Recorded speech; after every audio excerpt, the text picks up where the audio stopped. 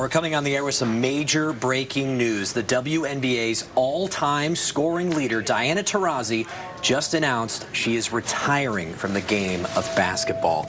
Elliott Polakoff is with us. Elliott, this was perhaps expected, but it's still stunning, nevertheless, because she is Mercury basketball. And she's not just Mercury basketball. She's the greatest women's basketball player, maybe even the greatest basketball player of all time. Played 20 seasons with the Phoenix Mercury, every single year in the WNBA, all here in the Valley. The all-time leading scorer in WNBA history. She won 6 Olympic gold medals. I mean, pick a record pretty much in Diana Taurasi. She's probably at the top, if not right below the top of that all-time leaderboard. And what she's done off the court and her impact here in Arizona, it's just going to be felt pretty much forever to come.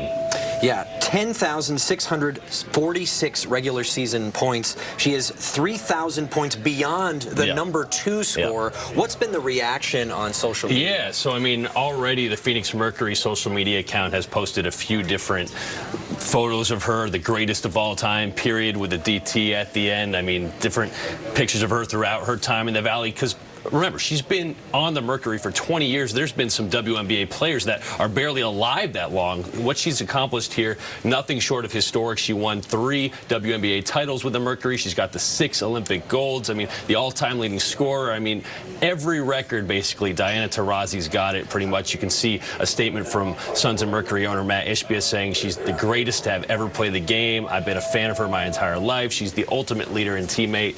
Incredible impact on our franchise, game of basketball, synonymous with the Phoenix Mercury.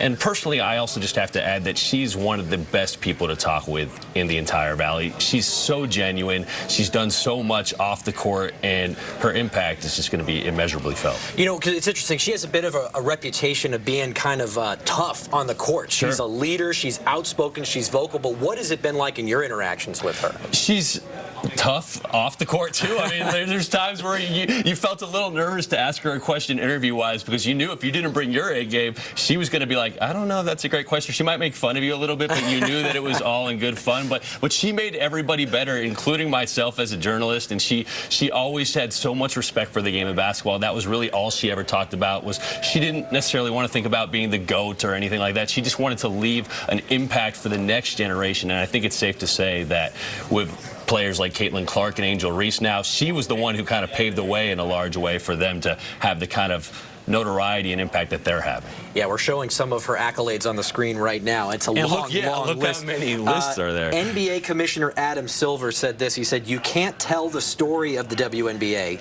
without Diana. She helped build the league into what it is today and inspired generations of fans and players, including many who have gone on to play in the WNBA. Diana had an outsized role in the growth of women's basketball. I know a lot of people share that view. You know, it's interesting. She broke this news in Time magazine in an extended interview. And she basically said she normally gets ready for the season January 1st, and just this year she just didn't have it. She said, I just knew I didn't have it in me. That was pretty much when I knew it was time to walk away. Mentally and physically, I'm just full. That's probably the best way I can describe it. I'm full and I'm happy. She's had a full career. Yeah, and I think that a lot of people, like you said, this wasn't the most unexpected thing, especially after she just won her record-setting 6th Olympic gold medal in Paris over the summer. There was a lot of thought that after something like that, she'd want to kind of go out on top. Obviously, she still had to finish the WNBA season with the Mercury, but I mean, she's in her 40s at this point. I mean, like, this is a 20-year career with one team. I mean, so many games, so many records, so many accolades.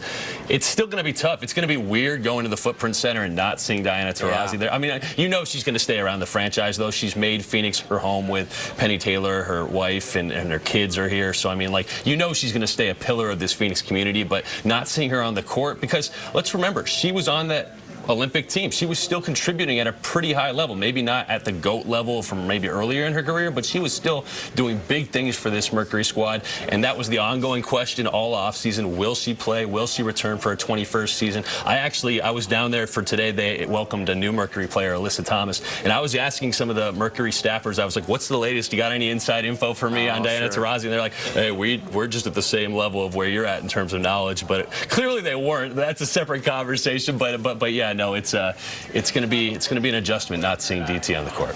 Instant Hall of Famer, first ballot Hall 100%. of Famer, no doubt. We will have much more coverage on this major announcement about Diana Taurasi coming up. We'll be right back with more after this.